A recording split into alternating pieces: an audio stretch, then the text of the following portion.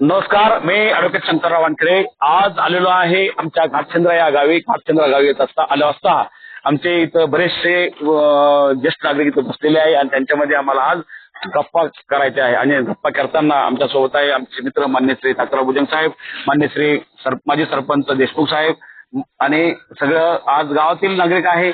आम्ही जस्ट काय कट्टा गप्पा मारण्यासाठी इथं आलेलो आहे आणि इथं आम्हाला कोणाचीच बाजू घ्यायची नाही आणि कोणालाच आम्हाला हे करायचं नाही.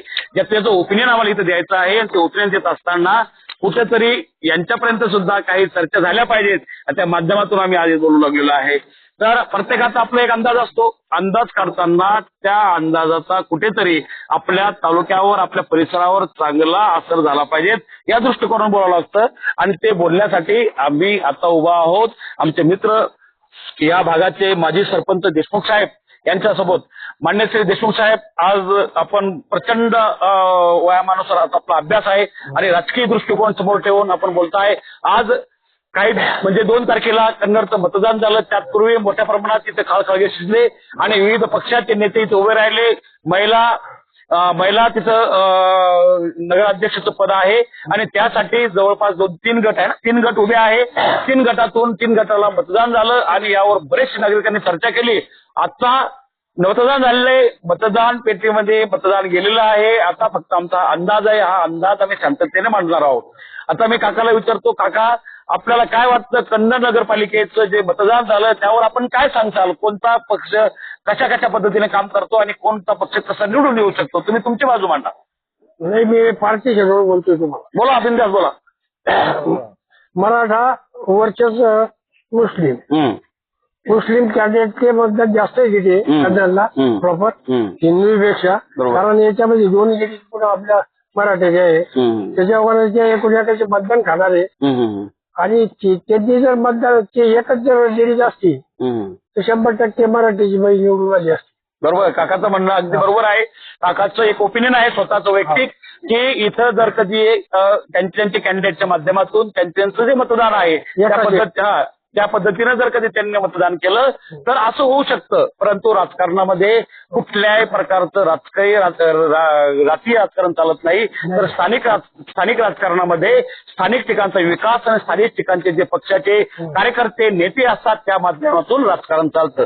कुठल्याही प्रकारच्या जाती उद्देशानं राजकारण चालत नाही. हा मनातून काढून टाका की ह्या जातीचं त्या जातीला मतदान करणं, तसं काही नाहीये. प्रत्येक गटामध्ये प्रत्येक समाजाचे नागरिक उभे आहे आणि ते प्रत्येक नागरिक आपल्या फेवरच्या कॅन्डिडेटला मतदान करता आणि त्यातून मतदान होतं.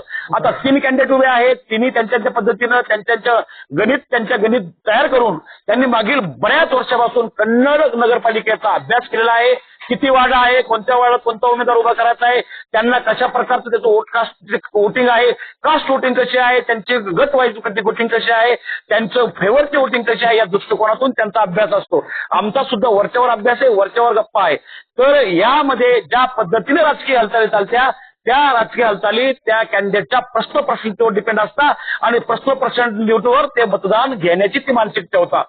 आणि हे राजकारण जे आहे, आजचं राजकारण जे आहे हे माणसावर अवलंबून झालेलं आहे, नाका समाजावर. समाजाचं राजकारण जेव्हा होतं तेव्हा होत गेलं. आता जे राजकारण आहे त्या परिसरातील नागरिकांवर अवलंबून झालेलं आहे. म्हणून पुन्हा मी या भागातील नागरिकांना किंवा परिसरातील नागरिकांना सांगतो की राजकीय दृष्टिकोन जेव्हा आम्ही समोर ठेवतो तेव्हा संवैधानिक सगळ्या गोष्टी समोर येत्या. आणि म्हणून भाषण करताना असो, ओपिनियन करताना असो, तुम्हाला संविधानिक बोलणं पडणार आहे आणि संविधानिक माध्यमातून तुम्हाला रचना सुद्धा करून दाखवणं पडणार आहे. जे तुम्ही मानाल तेच नागरिक घेऊन चालतील, तेच पुढच्या पिढ्यापर्यंत जाईल.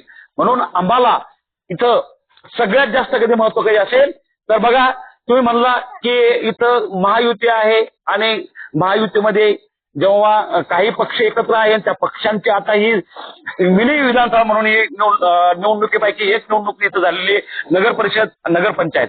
नगरपंचायतमध्ये शहरापुरती मर्यादित निवडणूक असते इथे. म्हणजे नगरपंचायत म्हणजे काय की तालुक्याच्या ठिकाणी नगरपरिषद असतं. त्या ठिकाणी लोकसंख्येच्या माध्यमातून तिथं जितकी लोकसंख्या असते त्या माध्यमातून नगरपंचायत आणि नगरपरिषद असते आणि त्याच्यावर महानगरपालिका असते, खाली ग्रामपंचायत असते आणि मेट्रोपॉलिटन शहर सिटी असते. ज्या पद्धतीनं आहे त्या पद्धतीनं आहे. परंतु आज ज्या पद्धतीने महाराष्ट्रामध्ये आणि महाराष्ट्रातील या कन्नड तालुक्यामध्ये जी निवडणूक झाली त्या निवडणुकीमध्ये प्रत्येकानं आपले दावे प्रतिदावे केलेले आहे, आपल्या रचना रचलेल्या आहे आणि त्याला ज्याला जे वाटलं ते स्वरूप देण्याचा त्यांनी प्रयत्न केलेला आहे. पण असं काही नाहीये. फॅक्ट काय आहे? फॅक्ट आपल्या आपल्या गल्लीतील, आपल्या आपल्या वार्डातील, आपल्या आपल्या परिसरातील, आपल्या आपल्या वोट बँकेच्या माध्यमातून वोटिंग होती. ती वोटिंग 100% ती आपल्या देशाचा एक मूळ आहे आणि त्या गाभा आहे. त्या कायद्याला चांगल्या प्रकारचं रंग द्यायचं काम आम्ही सर्वजण करून दिसतो. कारण की हा देश विविधतेने नटलेला देश आहे, विविध समाजांचा हा देश आहे आणि इथून आम्हाला सर्वांना घेऊन चालायचं आहे. डॉक्टर बाबासाहेब आंबेडकर यांच्या राज्यघटनेच्या माध्यमातून यांनी आम्हाला सर्वांना समान हक्क दिलेला आहे आणि समान हक्काच्या माध्यमातून आम्हाला तशा रचना आम्हाला रचायच्या आहे. म्हणून कन्नड परिषदेची जी निवडणूक होती ती 3 नेत्यांची निवडणूक होती. 3 नेते आपल्या आपल्या पद्धतीने लढत होते. त्यांनी त्यांचा प्रचार प्रसार केला. 2 तारखेला मतदान झालं आणि 2 तारखेला मतदान होऊन आता मतदान मतपेटीत गेलेलं आहे. आणि कधी आहे त्यांचे 21 डिसेंबरला त्याचा काय आहे निकाल आहे. आपल्याला 21 तारखेला सगळं क्लिअर होईल की कोण निवडून येईल, जो निवडून येईल तो निवडून येईल.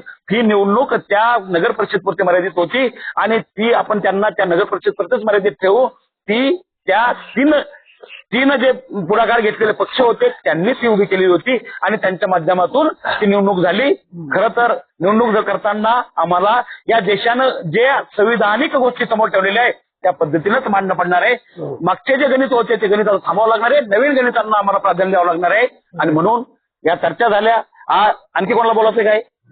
तर नगर परिषदेच्या माध्यमातून, कन्नड नगर परिषद माध्यमातून आम्ही आज तिथं बोललो. आपलं खूप खूप धन्यवाद. जय हिंद, जय